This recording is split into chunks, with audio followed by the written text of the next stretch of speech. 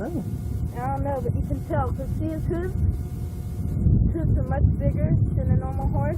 Uh-huh. You see this right here? Yes.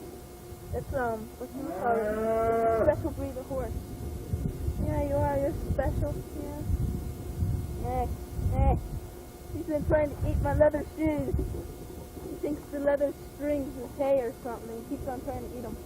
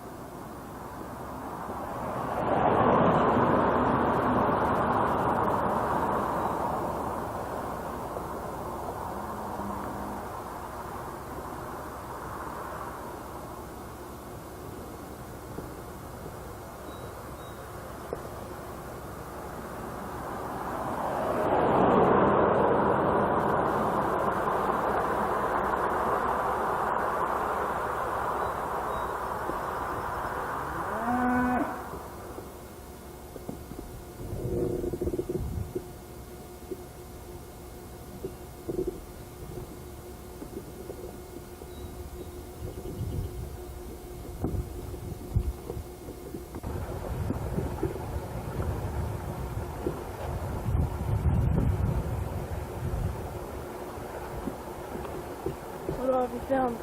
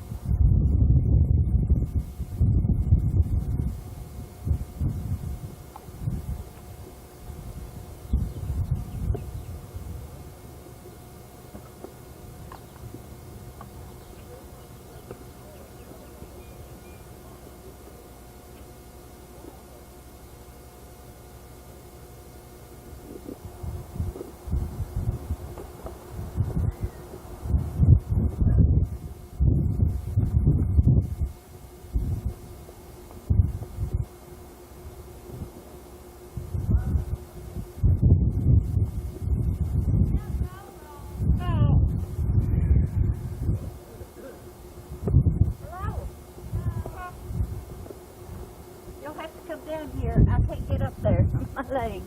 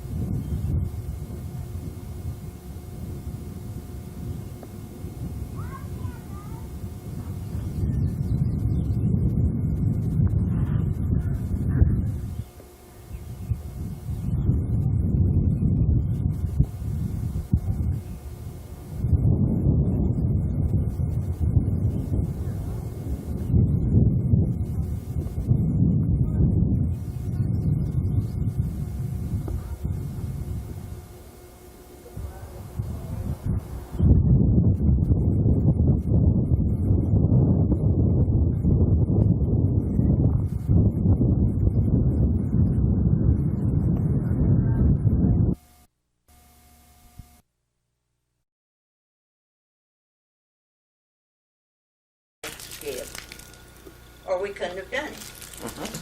Okay, and them were married in '69, so that makes them 20-something already. 23 already. They'll be in some. I'm gonna make it.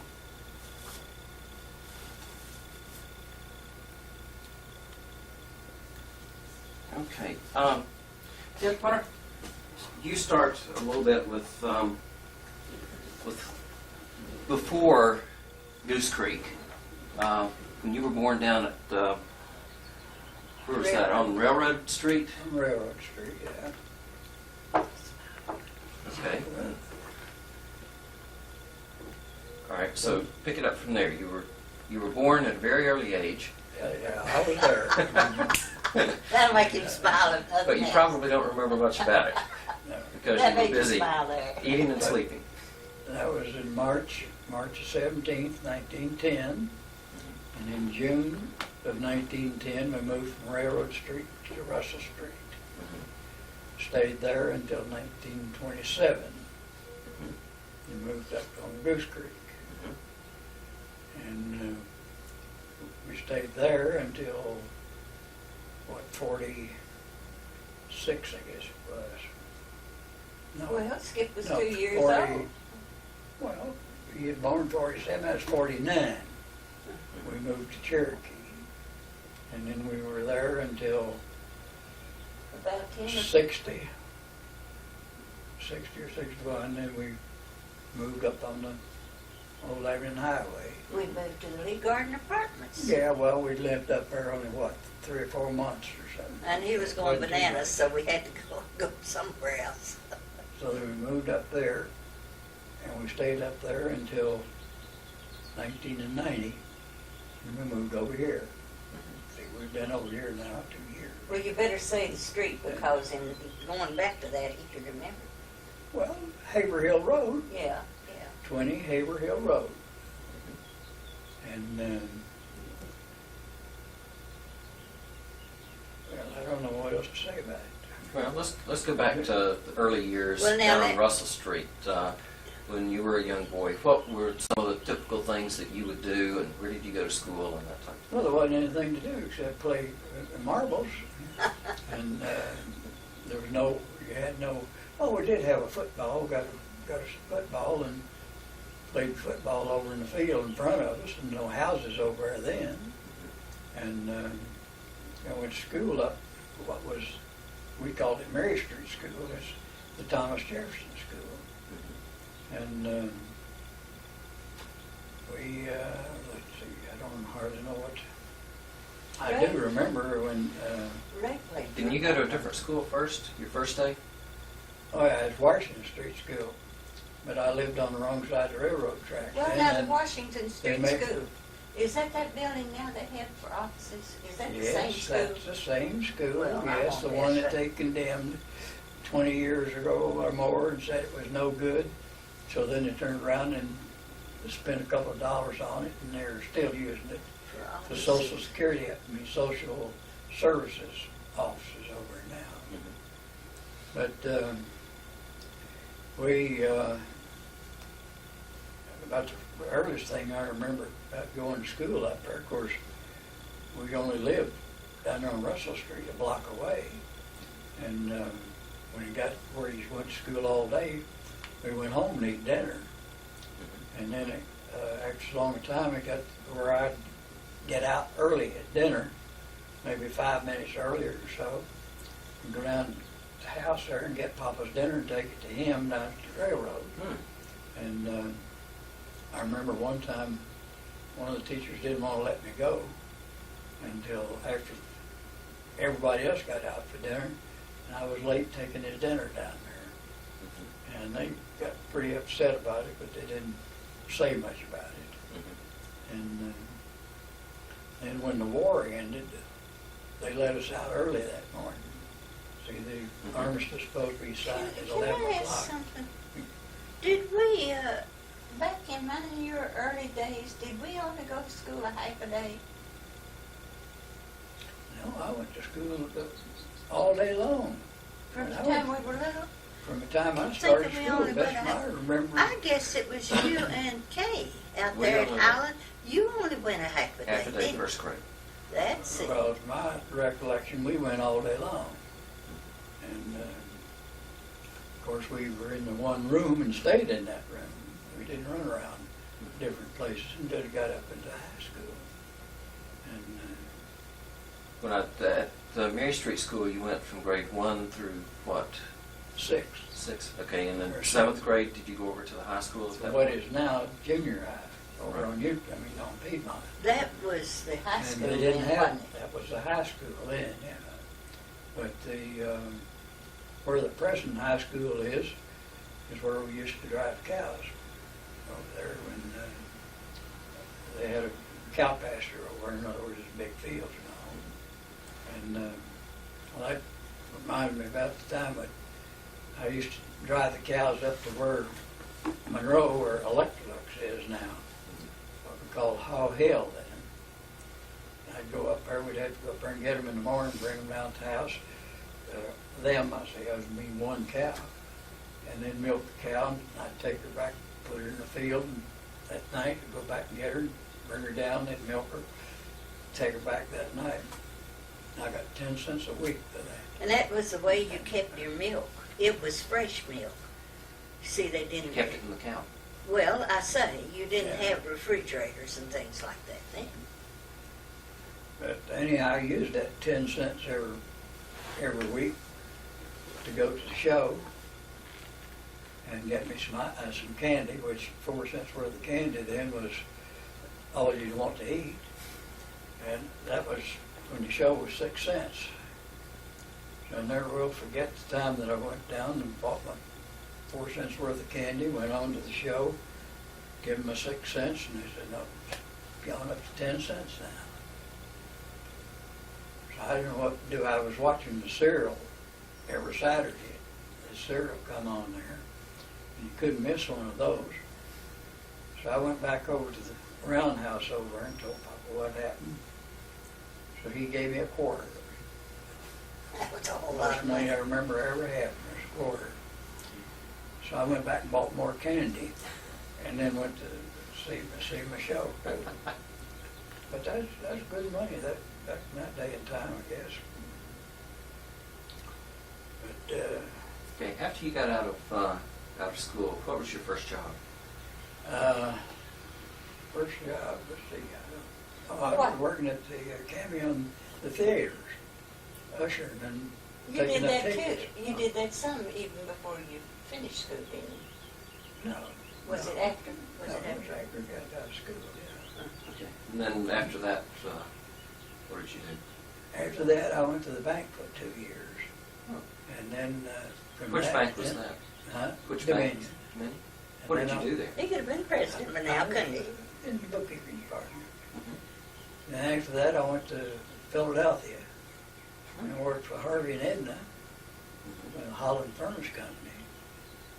And then after that, I was supposed to have had TB, and I went to El Paso, Texas, to a sanatorium for 6 months. And that's something that I've always puzzled me is why Well- they sent you way out there. Was there not anything Well, much here? no, the reason for that Was it because of Roy? Virginia, Roy's stepdaughter, was in the sanatorium out there.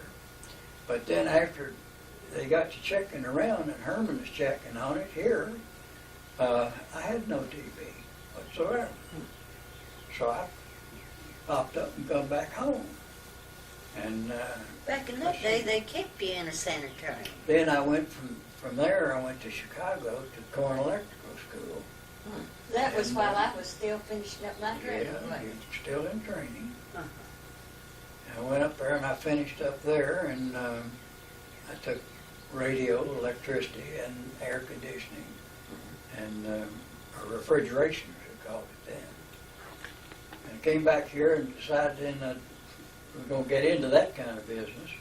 But then you go And- into service in the meantime No, after you came back, and then, because your job was waiting on you when you came back at Mitchell Powers. yes, I know, Pauline, but you're getting ahead of time. This was in Oh. 1938 that I was up there, until about June of 38, I think it was, when I finished up there. I come back here, and Warren Fleener, Warren, I guess it was working for Kleiner Electric Company over in Winston-Salem, North Carolina. And he was home and offered me a job if I'd go over there and go to work over there with them. But he had been off sick, and of course when he went back, he had no job, and I didn't either. So finally they just, he told him that he had to have a job. He was off sick and all. But anyhow, I was over there with no job, so I decided to come on back home. So I came back, and Mitchell Powers wanted me to go work for them. Well, now, they were on State Street then. Yes, down they there. were on State Street. Where Parksville's on down through there. So Uncle Ez, I went down and talked to him, and he wanted me to go to work for $7 a week. That was Uncle Leo's Powers. Yes, Uncle Ez Powers, he called him. He was president of the company at the time. So I told him I would Hugh not go to work Powers for is no okay. $7 a week, 6 days a week. So he stayed open. So he went to work at 8 o'clock, no, 7 o'clock in the morning, till 6 at night for $7 a week. So finally he said, well, I'll give you $10, $10 a week. And you can work 30 days, and if we like you, we'll give you stage if you want to. And if you don't like it, you can quit. No hard feelings. Neither one of us be hurt. Okay. So I started to work there. Can't remember the exact date. Seemed like it was It's in June. the fall, Oh, it was in June. June or something like that. But anyhow, I worked there for that first month. Everything seemed to be all right. And the fellow that was doing the service work, he got mad and quit. So I took over the service work. And I did that for, a couple, 3 or 4 years, something like that. And But it then I was went into hard the on Army. When I went into the Army, I went up there in April the 1st of 43 and got out in November of 45. Went back to the store. But when I went back, I didn't have any clothes really to work in. And we tried to buy clothes all over. We went to Bluefield even tried to get a suit. And they wanted me to go to New York to a meeting up there. I never knew you went to. Who took you to But West let's Virginia continue. pretty soon? Let's continue. Okay.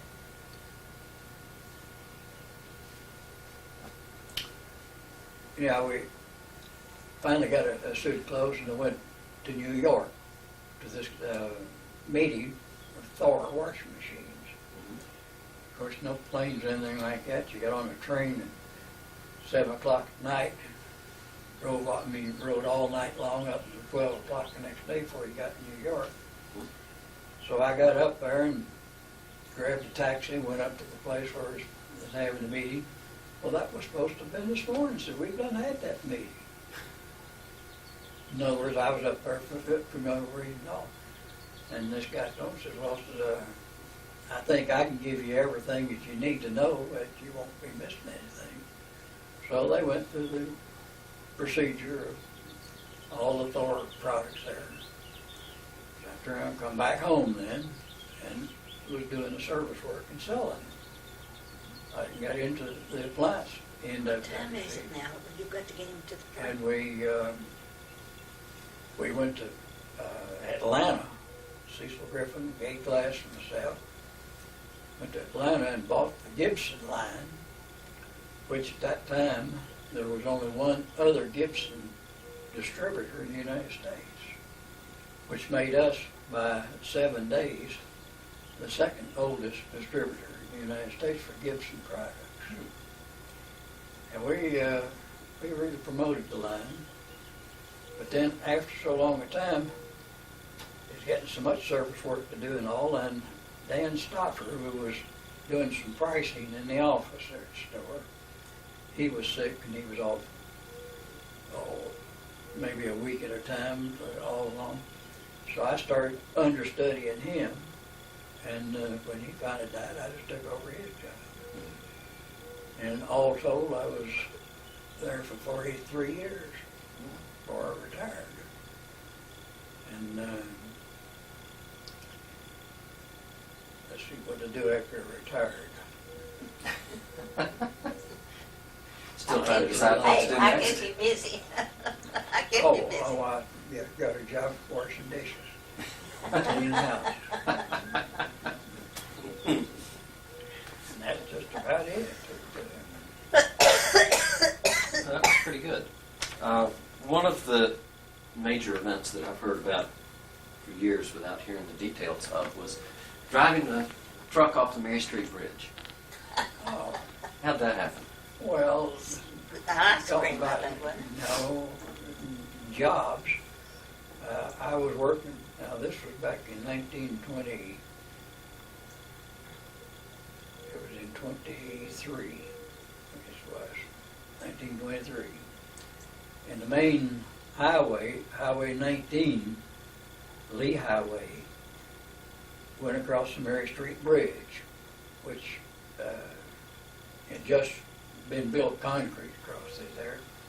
And I was driving this milk truck, which wasn't a thing in the world but a Ford, what's called a Ford Roadster. A one-seated Ford with a little humpback on it, and that was taken off and a little bed put on the back there that would hold us 8 cases of milk. Were stacked on top, 2 here and 2 here, like that. That was with the Holston Creamery, Holston Ice Cream Company. I believe that's the name of it. But anyhow, we get up 4 o'clock in the morning and start delivering milk here in town. And we couldn't deliver all of it on one run because we run out of milk. We'd have to go back to the plant there and get more milk. And we'd usually end up about somewhere around 7 o'clock in the morning. But delivering the milk then, it was 10 cents a quart, or 3 quarts for a quarter. So there was plenty of milk sold at that time. And How come you direct that? all right, just a minute. So I had this Carl Trainum was helping me. I was driving the truck and running the route, and he was delivering the milk into the house. And we had finished, and I was taking him home. He lived over on East Mary Street, over on Tannery Hill. So this mail car that delivers the mail, was going, and I was going on Mary Street, going toward his house. The mail truck come up, which is now Spencer Street there, run into the side of me, and we were hanging over the bridge there. In other words, the front part of it there, and all that thing stayed for how many years at the place where the truck knocked Well, part it's of the still, concrete out. they repaired it and it's They still. repaired it, and somebody's knocked more of it out. There's 2 of them knocked out now. But it didn't hurt me What time at is it, all. Skip? You gotta get that boy down. But it hurt Carl to cut his head there. And of course, back that day, you didn't run to the hospital with it. So they just put a bandage on him there and tied it up, and that's about it. And but that's about it. It didn't. No, the truck got tore up a little bit, the front end of it, but that's about all. And they had what's called a radius rod on the truck. Then took the 2 wheels and come back like this, was a ball joint in there. And the front hip, and when he did, that rod that bent down like that and dug into the ground there, or the street, which kept us from going on over. Hmm. Well, as a kid, did you get any samples from the creamery? No. No, he used to get ice cream where he could lick around in the cans, you know. Oh, that was even before I was delivering the milk. Wasn't that Bassett's one that had I it? was working, no, it wasn't no Bassett's. Who? It was a Southern Refrigeration Company, the Godses. And, They made ice cream. yeah, they made ice cream, and they shipped ice cream in wooden tubs by train over to Mountain City, particularly, Elizabeth, and I know we'd, these big containers, peeled containers, 3 gallons, 5 gallons, whatnot. You put that in this tub and pack it with ice, and then you put a burlap sack about halfway around it there, and poured ice in there and pulled that over it and tacked it down, and shipped it that way. And of course that got there all right. The train was, take my hour or so maybe to get over here. But a couple of times, I know we missed getting an order in. They'd phoned it in too late to get on the train at the train station. And the train passed right by the place there where Fred Hayes is down there now. And we could go on out, get in the truck there, and take it on out there and get out to Commonwealth Avenue and put it on the truck, the train out there, they'd stop. Did that a couple, 3 times, I know. But anyhow, when I was working in the office there, just sweeping up and writing orders and whatnot. And when they'd make ice cream, when they'd get through filling all the containers, they'd still be cream stuck on the side of the freezer there. And they just open the front of it there and take a hose and wash it all out. But before they'd do that, when they'd make maple nut, the old man that was making the cream lived up above us on Russell Street there. He'd tell me he's ready to clean the freezer. I'd get me a great big container and go out there and he'd scrape this maple nut ice cream out for me. And I eat ice cream every day like that. But they used to, their maple nut was peanuts cracked up real fine and put in a jar with maple syrup. And it absorbed, the nuts absorbed that maple flavoring, and that's what they use. They don't use that kind of stuff now to make cream. But you talking about Bassett's.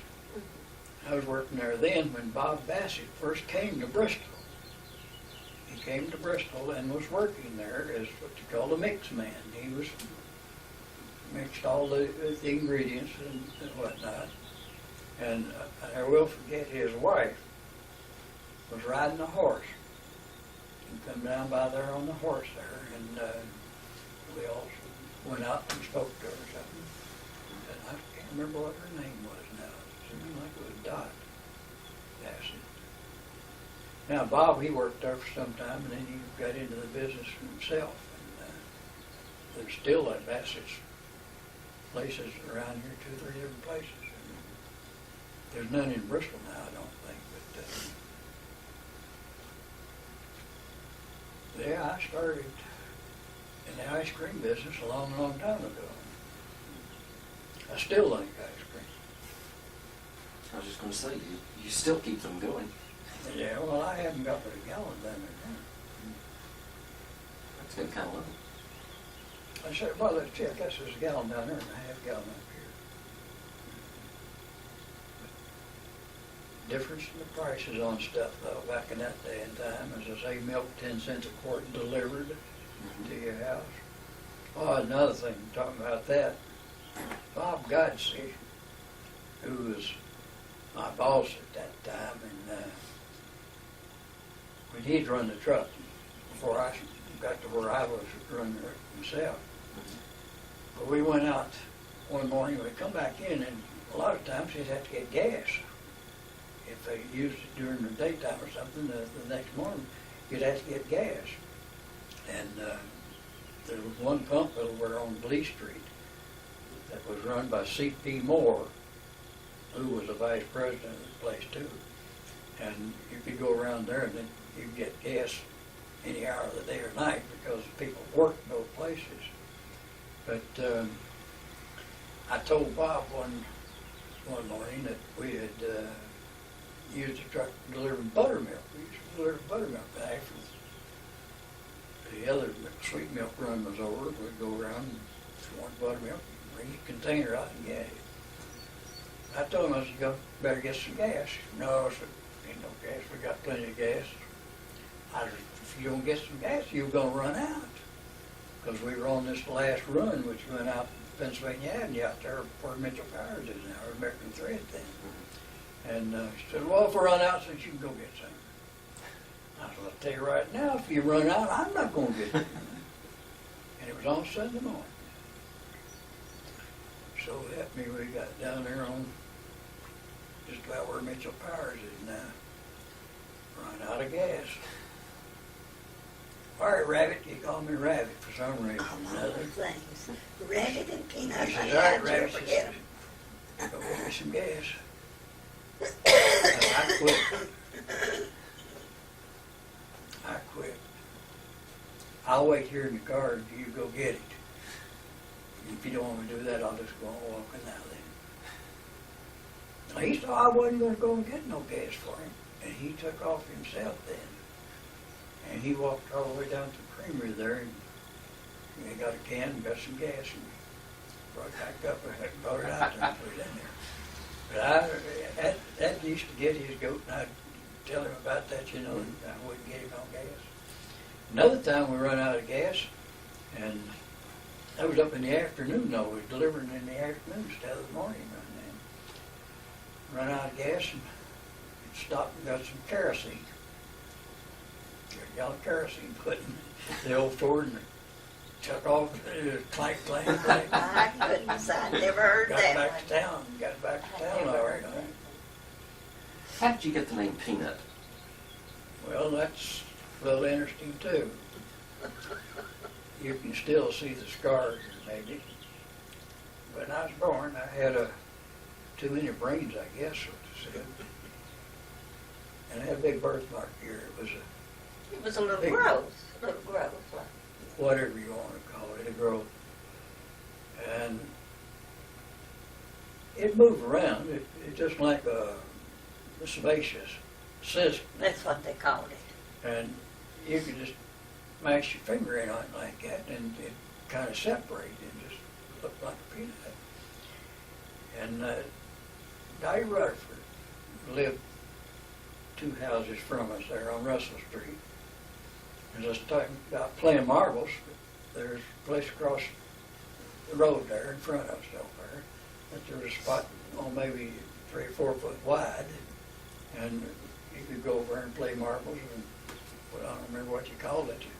You had 3 or 4 holes dug in, just like golf holes, and you'd shoot your marbles into those.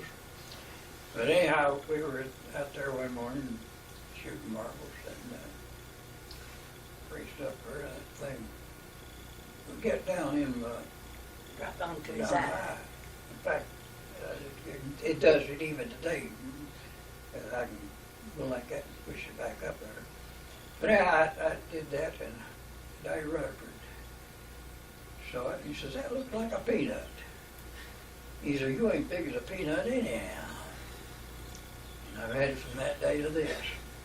Oh, Dr. Motley and We Abby run can into- remove that.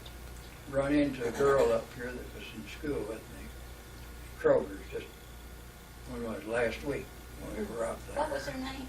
Nancy Kilgore. Bun. Well, she married a Bun, but she was Nancy Kilgore at the time. And I saw her, I thought that's who it was. But I she went 1 recognized mile, her, but I 1 couldn't mile, and I couldn't went remember her another name. mile. So they got together over where the cheese is over there and was talking, and I come on around there then. And she looked like, Peanut! I says, you know what you did there? You told your age. I says, there's nobody under 75 years old call me that now. And it's a fact. She lives in the There's- Lee Garden apartment. I'll bet you there's not 10 people that knew me back then and that are living right now, but what if I'd see them, that's what they call me. And as I tell them, when you call me each way, you got to be over 75 years old. She said, well, she was 80. Why did you say she was 80 now? Right, wasn't it? right, that's your age. Yeah, she's 80 or maybe 81. And, but there's not many of them left. Well, I think we need to Need to get ready to go. Yeah, Stop it if now. You want to take your boys to get in your way. Skip is situated in that. Is that through?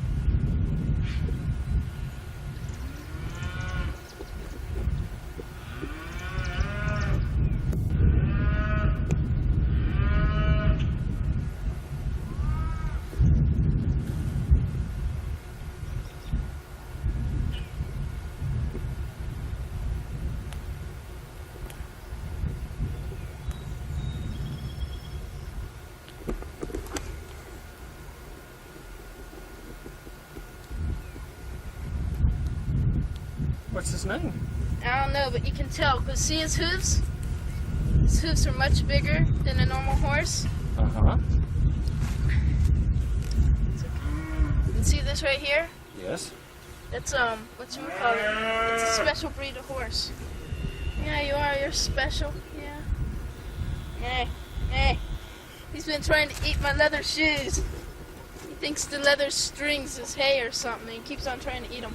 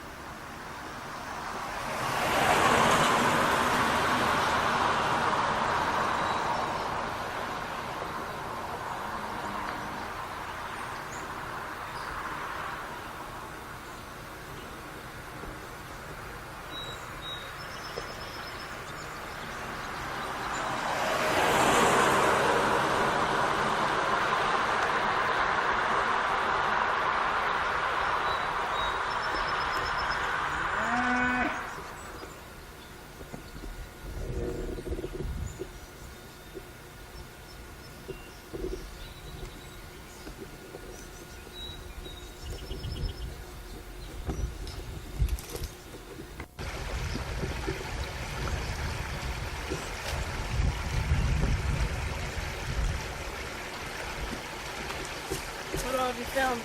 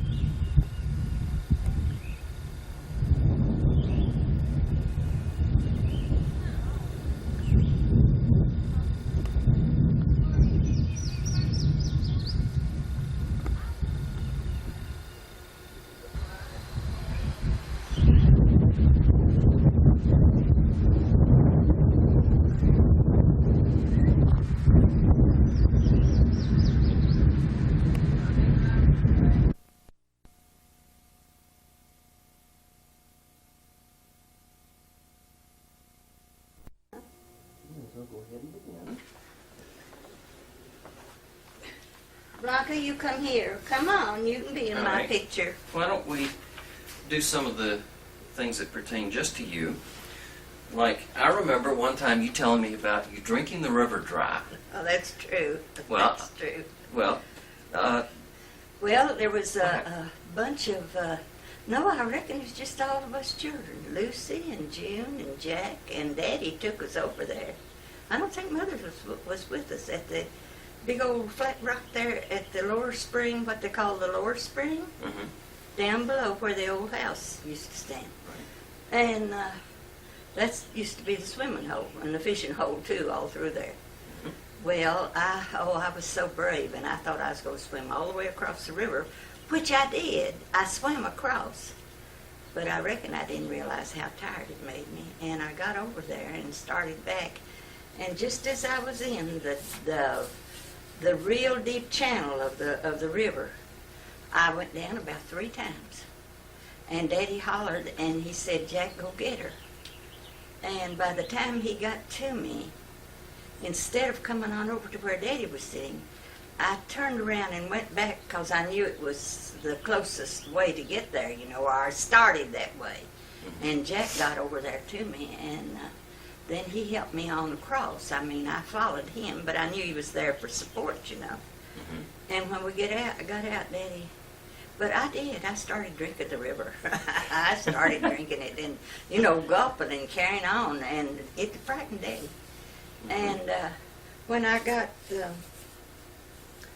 over, we sat there on the bank a little bit, and he told me, he says, "Now I want you to go back in. If you don't, you'll never go back in swimming again." So off with a big old flat rock right along there close to where Daddy was, I got in there and played around a little bit, but I didn't go back into the deep. And I reckon that's why even with our pool over there at the house, I never did go in it hard. Never did. Okay. What was a typical Sunday like at your house? This was before you got married now, when you were still living at home. When you were a child. Well,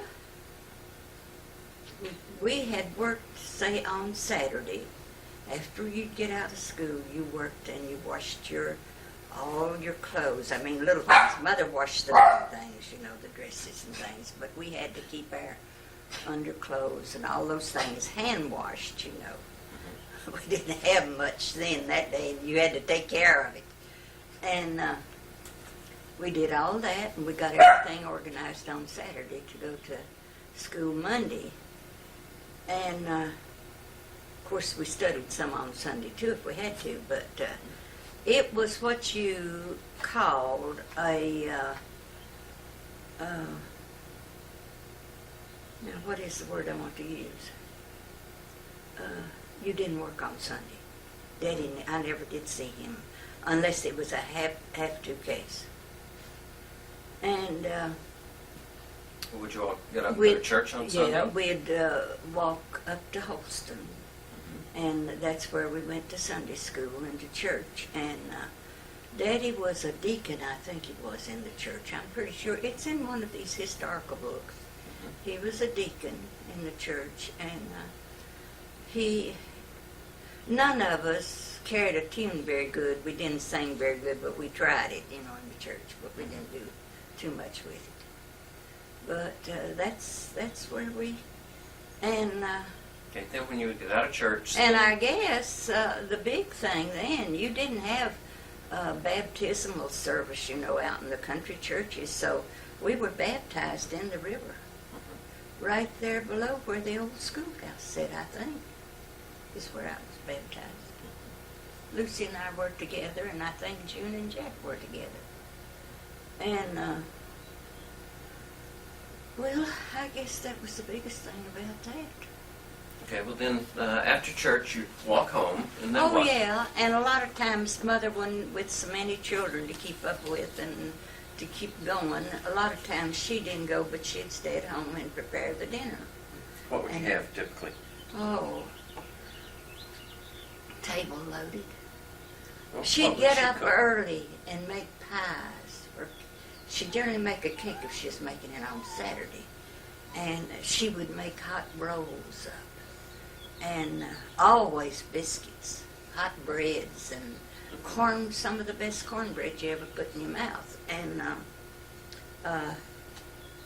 but back in that day, early days, they didn't have a refrigerator, but they had the old box down here, you know, that we have. We still The ice have that, box. yeah.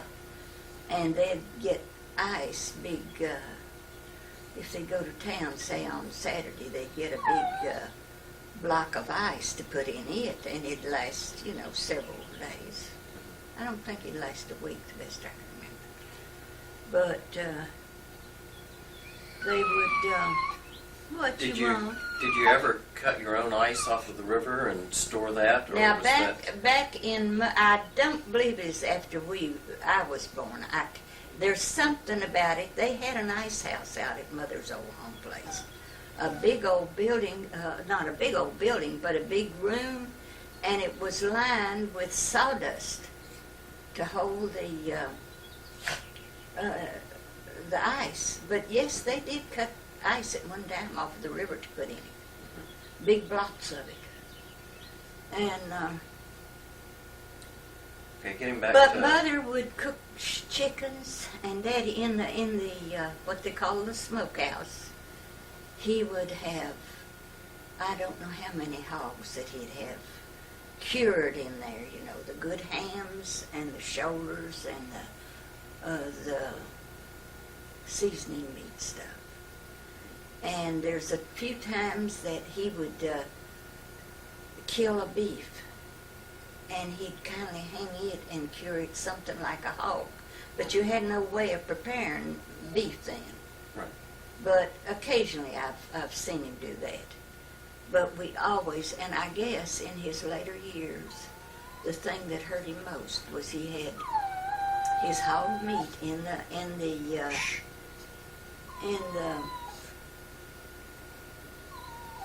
what kind of house did I tell you? Smokehouse. Smokehouse. He had all of that meat. I don't know how many hams, country hams, and everything. And somebody came along and stole. They prized off the lock on the door.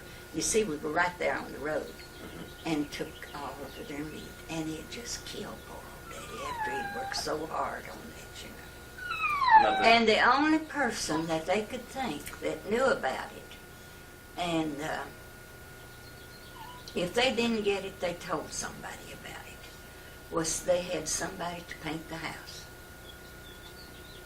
And maybe knew the meat was in there. But, of course, they couldn't do anything about it then, back in that day. And, you know, with a big family, it was a big loss. And, but we always had our good country milk, I mean, that was raised right there on the farm, the milk, the buttermilk, the cheese. She'd make cheese, you know, cottage cheese, and always made up the butter, you know, fresh butter. And but now the only way that she could fix chickens after we got the refrigerator, she would kill them occasionally on Saturday and have them cured out real good for Sunday, you know, to fix a dinner, or during the week. I've known to get up and fry chicken, though, to have chicken for us to eat to go to school. You know, to have a good hot meal and make hot biscuits. Just a big meal to be sure that we would maybe take a piece of chicken to school or something, you know, to have. They didn't have in that day, they didn't have a cafeteria in school. what time would you go to school in the mornings? It was early. It seems to me like it was around 7 or something like that. But up until the year I was in high school, we had to walk to Holston, and we caught the school bus there. But then they paved the road down through there. And then later, that was just before we moved out from over in there, they put a telephone in over there. But the school bus finally came along and picked us up and right at the door and took us to school. But that was Kind high of in school, my right? high school years, back in the later, but I went to all of my first year grade through up at Holston. And it was a pretty old school, beautiful two-story school. How many classrooms were in it? Oh, I don't know. In that school, I expect there was 6 maybe, or something like that. There were several, I mean quite a few. Did you have any doubling up on grades, or did they have a separate class for each No, grade? I think it was a separate, but maybe different times for the teachers, because they, now just like Lucy, after she finished school at Emory and Henry, she got that school up there in Moccasin Gap. And it was a one-room school. She had to go early enough to build her little fire in the pot-bellied stove to heat. And she had to carry water in to have water for the children. And, but now she taught them to me about like to the 7th grade.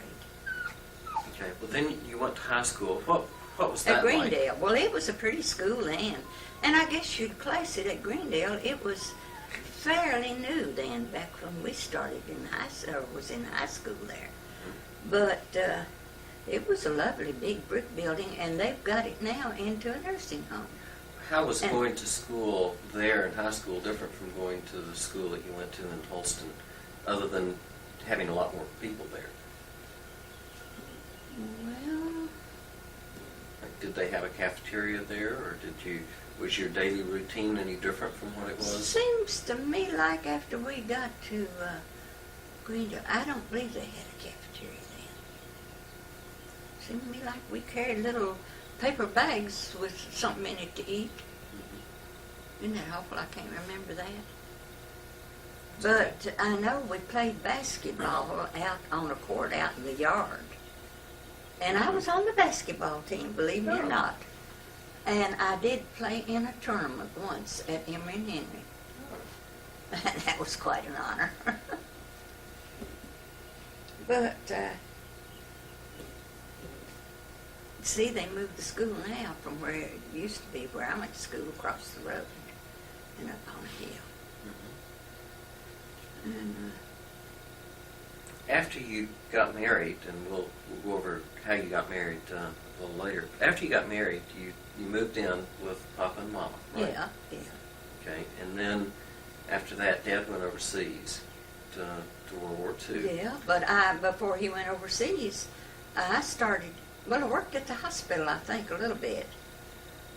Just on the staff maybe a little, but then that came opened up there at the shell plant, where they were making it at the plant. Right, It was well, a pretty big thing for Bristol. Let's back up a minute. That was at Bristol Memorial that you were working at? Yeah, I worked there a while. Okay, and At then... the old one, where you were born. Right, okay, and then you had the thing come up about And what the makes me shell know plant. that, I'll tell you a good one on Walter. Okay. He went home. He'd always, after he got off from work, come and pick me up. Now, why he was so rattled, I don't ever know. But he missed me that day and didn't come to get me. And Mama, when he got home, Mama asked him, says, well, where's Pauline? And he'd gone home without me, and he had to turn around and come all the way back for me. And it got his goat. It really did. But I was standing on the porch out there at the old King Mountain Hospital waiting on him.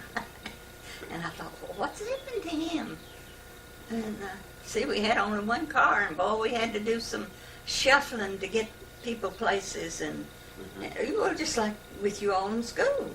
I'd get home, and then you all take over the car, and Right. away you'd go. Well, tell me about working at the shell plant. Well, now I worked in the first aid station, and Dr. Gammon, let's see, did he deliver you? Yeah, no. Let's see, Dr. Bowers delivered you, I believe. It's in your book. But Dr. Gammon was the shell plant doctor. He delivered Kay, and he was my doctor through my pregnancies. And, he's the one who had the big old house across from us. Right. And he had Rose and Jane and, what was the other one's name? The 3 girls. And I saw Jane not too long ago and talked to her a while. She I guess, is still living in one of the Lee Garden apartments. And those newer bunch up there in the back, Right. But anyhow, what was I going to tell you? Okay, we were talking about working up at the Shell plant. Oh, Dr. oh. Gallon was the doctor. Well, now, I worked up there about a year before Walter went into service. And it was in the first aid station. Well, why did We you, had a secretary and everything, and I'd go across that little road like we went from Wallace on over to the, where we went past, where that mall's going to be built. Yes. Now, that's the road I took, and I'd go on over there. And Now, so, why did you change and go over there? Was it a better job in some way? well, I felt like it was. I mean, benefits and everything. Okay. And,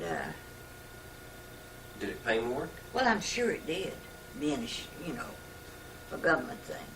Do you recall about how much it was? But no, but I'd say I've got some records in my cigar chest yet. Probably $70 a month or something like that.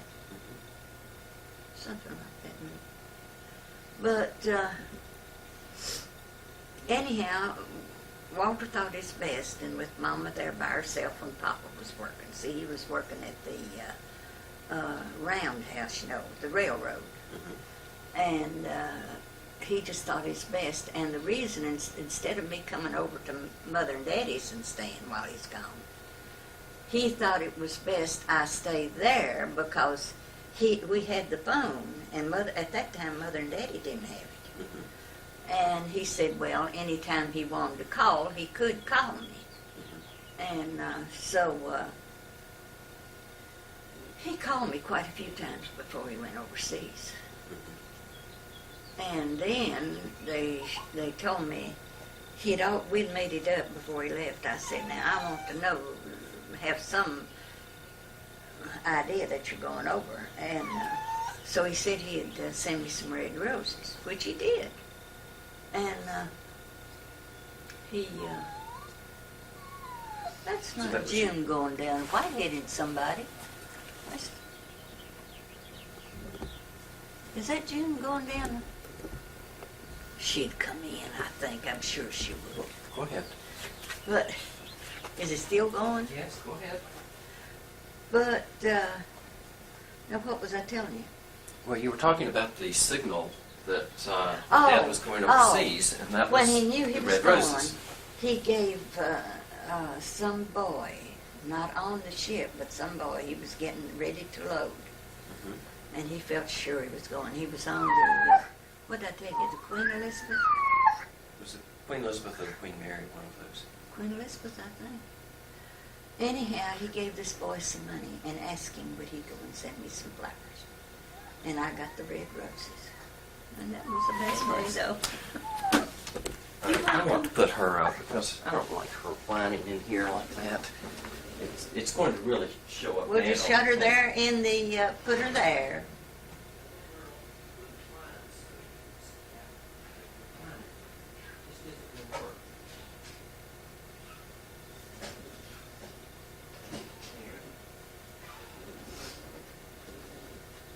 Okay. But I reckon I worked there by myself. He said that he thought I'd be better off just staying at home. So I did while he was gone. And of course Kay came along. And she was my pride and joy. And you don't know what it meant to me. And Well, now, how was that different from today in having a child, like in terms of with somebody away well, is rough. that and in terms of your hospital stay and just go over that a little bit if you would. Well, Dr. Gammon took care of me, and I'd go in, and Walter went in with me on one visit, or maybe two visits. And he told Dr. Gammon, he said, no matter what you need, you get it while I'm gone. He said, just take care of her and the baby. And so he, let's see, when I was supposed to deliver, see, she was born December the 18th. And so he finally, back in that day, they gave you castor oil to induce labor. Horrible. And told me to walk. And I walked up on the hill, back where you took the pictures yesterday. I walked up there on the hill, back of Well, you went curved out toward the barn and then up. And I went up through there and I found a Christmas tree. And they cut it and brought it in. And we fixed the Christmas tree and everything. And I reckon his mama and papa took me to the hospital. I'm sure they did. But, oh, honey, I was in labor. I never was so sick. I vomited and I vomited and I vomited. They didn't have stuff for that in that day, you know. And they didn't have a room for me. I had to stay out in the hall. And they put a screen around me. And Mama stood there with me. Bless her heart. She went through a lot. But she was worried about me. And truly, I guess when I think back of it, they didn't do many sections then. But they did, and they didn't x-ray you much. But they did x-ray me. And said that that's why I was having a hard delivery. Now, I'm pretty sure she wasn't turned. You know, sometimes when they're turned, they have to turn you. But, well, let's see. Walter was in New Orleans when we told him about the baby. Bonnie sent, I've got the wire that she sent. It said, Pauline and baby are fine, or something to that effect. F-E-I-N. And I think that's what's on the thing. But anyhow, he thought he was going to be shipped out from there somewhere, but he came back, and Roy in Birmingham, his brother, met him at the train and showed him a picture of Kay. See, he hadn't seen Kay up until that time. Right. And he came on, and he stayed a day or two, or maybe overnight, maybe just a few hours, because he'd come in from name those places up there, Washington. That's where he was stationed. Fort Meade. I believe that was it. But he would get on the train and he'd ride all the way down here all day long and stay a few hours and have to get back on it to get back in town. But just to get to say hello. And, So he did get to see Kay before he went overseas? Yeah. Yeah, I'm sure he did, because we've got pictures of it. And yeah, I know he did. Okay. How long were you in the hospital after Kay? They kept me about a week then, I think, something like that. And that was a normal delivery, not a C-section? Yeah, that was a. But anyhow, they ship you out the next day now almost. Mm-hmm. Well, back in the old days, people got up and went to work after their deliveries. Like when their mothers had the babies, they had to, no choice. Yeah. They had to take care of the family. Mm-hmm. And, but I did have a hard time with her, but you came too fast almost. When you were delivered, let's see, Walter was working. He'd gotten back, and gone back to Where was he working? Mitchell Powers. Okay. Mitchell Powers. And he got in from work. Now, I believe he was working on Saturdays then. I believe he was. And he came home around noon. And I said, well, boy, you better get your traveling clothes on. We're going. And it had snowed. There was snow all over the ground. You see, you were born March the 1st. And so we got inside the door.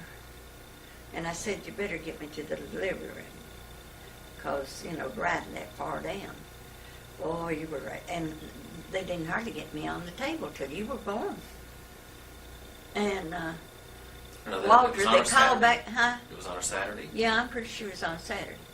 And Walter married Donnelly. Do you remember her? And Ted used to go fishing with Dad. He worked at the store, Mitchell Powers. Well, she was working at the switchboard out there. And Walter went to the switchboard and he told Mary, he says, well, his name's Kenneth Allen. And he was so excited about it being a boy. You don't know how happy he was that you were a boy. What was the weather like that day? I said it had snowed. Okay. Yeah, we had snow on the ground, honey. You came with a bang. But now, I'll tell you back about Kay, and it to this day, it worries me. I reckon it's because I had such a hard delivery, and it was hard on me, too. And I didn't get to see her till the next day. And boy, I got after him. I said, now, I want to know something. What's going on? I said, I want to see my baby. And so finally they did bring her. But I figured that they'd had to use forceps, and there was places on her maybe that they were letting, after just a few hours, 24 hours or something, a lot of those things spill out, they don't show. And that's the only thing. And maybe she was in kind of desperate condition for a little while that they had to work with her. But you never did find out? I never did know. What you don't know, I reckon, don't hurt you, but it sure makes you think. It really does. But I can say this, we've had 2 wonderful children. 2 wonderful ones. And I want you to always love each other. What was the Great Depression like? It was rough. You were married? We at the never, time? we were married in 37, and the Depression was about 32, wasn't it? Right. Okay, Well, so just I had- before you got married then, for that period of time, were you in nursing school then? No, I worked after I got out of high school in 32, I finished in 32, I worked for Ed about 2 years. I guess it's about 2 years. Well, whatever period in there before I went to nursing. That was at the old College Inn that he had. And that's when all the barter theater people came, He had a wonderful business because it was people like that, that wanted to come and things. But that and Jack Trader's here in Bristol was about 2 of the best eating places around, and that made people would drive miles to get to go somewhere to eat, Well, were you living in Abingdon then? Yeah, I lived with Ed some at his house. And I believe they were living on Valley Street then. Is it getting low? No, go ahead. And I had always said I wanted to be a nurse. So I finally got accepted in training. And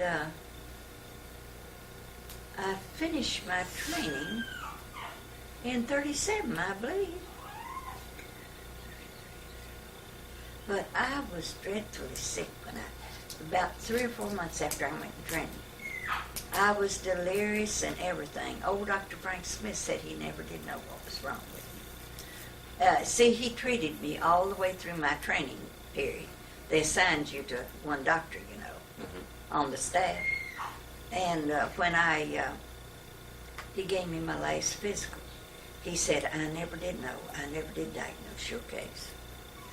But really now, I was a touch and go thing for about a month. I was in the hospital over a month. And Mother would get a ride out, and she'd walk up the hill to come to see me. And then she'd go back when Ed would go, And so, let me think now. See, she couldn't drive the car. She did drive a little bit at one time or other, but she never did really drive the car to take it out, and go with people. And so,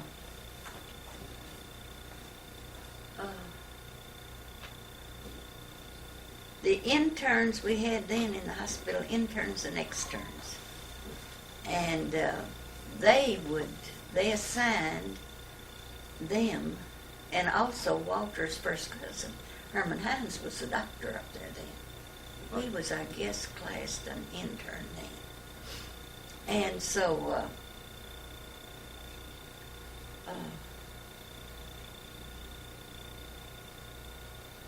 what was I going to tell you? Okay, this is about when you were so sick while you were in your training. They would come in the room and tutor me. And so many people told me, they said, you'll never finish your training. Not like all this, that it's just you've been too sick and all. But I did. They gave me all kinds of support, Skip, to help me through, and I finished. And Well, did you- except when I went to the Medical College of Virginia, I wrote Mother and Daddy, and I said, see, Walter and I were already married. Right. We married just before we went up, I went up there. Mm-hmm. I guess he's afraid he's going to lose me. Good decision. So, And at that time, you couldn't be married and still stay. no, we had to keep it a secret. But old Dr. Phil Smith, Dr. Frank Smith's brother, he was a real petite, frail-looking little man. He laughed. He met me in the hall one day and said he knew I was married, but I reckon he didn't, broadcast it. And then when Dr. Harry Hyder did the surgery on my arm that time, he says, that's all right. I'll make your old man pay for it when the next time, the next go-round. But to do all that, he even had them put me to sleep. He didn't charge me anything. But, no, we decided to get married, and we went to Jonesville, Virginia. Well, tell me about the background. Why was it Jonesville instead of somewhere else? We didn't know where we were going. We just were going to get married, but we didn't know where. Okay. And you know what we got married on? About a dime. We didn't have anything. Not a penny. So it shows you can survive if you intend to. And, but I reckon the thing that puzzled me so that time was when George Maiden, he's a cousin of Walter's from Meadowview, came up there. He was working at Tallheimer's, and he heard I was up there. So he came, and they paged me. I was living in Cavanaugh's Hall, and he paged me, had him to page me, and said Mr. Maiden was down there to see me. Well, boy, I flipped. I thought it was Walter, and my heart went over about 6 times. And I went down there, and when it was George, I thought I'd die when it wasn't Walter. I just thought I'd die. And he saw disappointment all over my face. But, let's see. I worked in pediatrics up there, and I worked in obstetrics. That's where I got my affiliation. Why I had to go there was to affiliate for pediatrics and obstetrics. And for some of my pediatrics for crippled children's, we went out, it was off of Chamberlain Road, but I can't remember. I think it's just called Crippled Children's Hospital. But I worked there. Lucy came to see me once. She and, Walter, what was that girl's name that married Morgan? I have no idea. Isn't it awful? I can't remember names. But she and Lucy came up there to see me once. And then Walter came to see me. And I finally got to see him. He come to see me. He came up with Herman. And I got to see him. And we went out and visited with them and had some of our meals out with them. Dot's people lived there in Richmond. And where was he? He was an intern, though, in Abingdon, wasn't he, at the time? Yeah. But the reason we went to Jonesville, I reckon we just thought over in there is where Herman was. He was a doctor. He had become a doctor on his own, and he was over in the you wouldn't call it the coal fields, would you, Walter? Or Yes, sir. would you? I guess it would. Pardee, I think, was the Pardee. name where he lived. And so we went by there and saw him. And then when we came back, came by Mama and them, and we couldn't tell them we were married. But she had the prettiest, she had made from fresh strawberries. She had made the most beautiful strawberry shortcake. And it was delicious. I can taste it to this day. And had all that fresh whipped cream, like she made. It was delicious. And she served that to us. But we still couldn't tell them we was married. But, when we came back, I think I lived with that's when I lived with Aunt Cora a while, wasn't it, Walter? She lived down there, where Campbell Funeral Home is? On up the street a little ways in a big old brick home. She lived there. She had an apartment with a Mrs. Helms. They were related to the Helmses here in Bristol that had the Helms Candy Company. but she had an apartment there, but I stayed with her a while. And finally, well, we decided we weren't going to make any more money than staying apart than we were to go together, so we just decided to go on and tell it, so we did. And Walter, what was it we had when we married? Was it 10 cents or $10? $10 start with. Was it 10? That was about it. And Papa, were we in Papa's new Buick that he had when we went over there, the blue one? Yeah. Oh, it was a beautiful thing, big sedan, and one of the big Buicks. It was a gorgeous car. And that's what we got the road to get to get married in. Now, what else was she going to have? And Wanda, he had, or was it Aunt Sally and them where he had the stroke?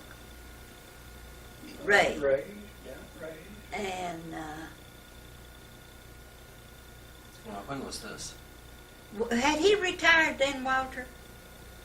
Had he retired? He had, hadn't Who he? you mean? Papa, from the yeah, railroad. Sure he had. Yeah. Sure he had. But you see, up until he was home with Mama, there was nobody there with her, you know. He retired And- in and- about 44. That left her up there in the country by herself, but after that, and we decided because of schools, we ought to get situated, you know, where you all would be going to school. And I think truly that every move we made was pretty good. I mean, when you think of it. Bonnie, by us moving then, and Bonnie being in town, it gave Mama and them decided it's best then to sell and build. So they did. And, but back in the days when we bought our first house, it was hard. Not many people could swing it or buy one because not many people with one salary could swing that and take care of He things. was only paying $25 a month. But you see, by me being a nurse, they included my name, Skip. By being a nurse, they included my name with the loan. I mean, that made it better, you know. That and teachers were about the only thing they were giving credit to then, in that day, toward getting credit to buy something. And so we did a lot to the little old house there on Cherokee. We built that back garage and everything, you know. Double the size of the kitchen, Yeah, built the yeah. garage. And put that marble patio out there. I've thought about that marble patio. It was pretty. And had the pretty maple tree, you know, and the grill out there.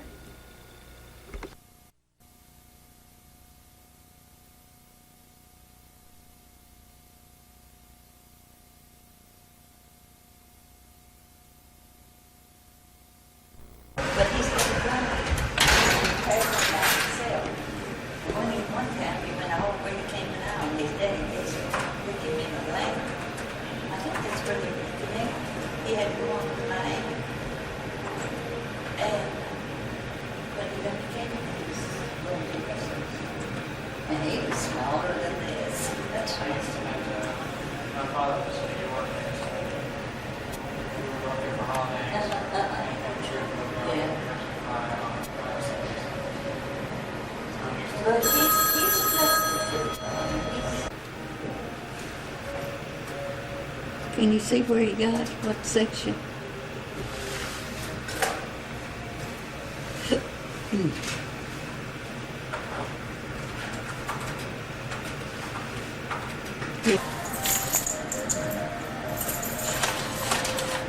Yeah, he's walking up and down the aisle, isn't he now? He's going to inspect it. Thank you.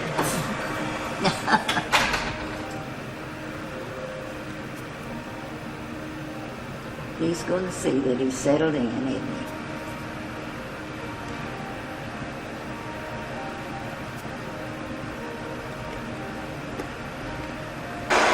He's already settled in, hadn't he?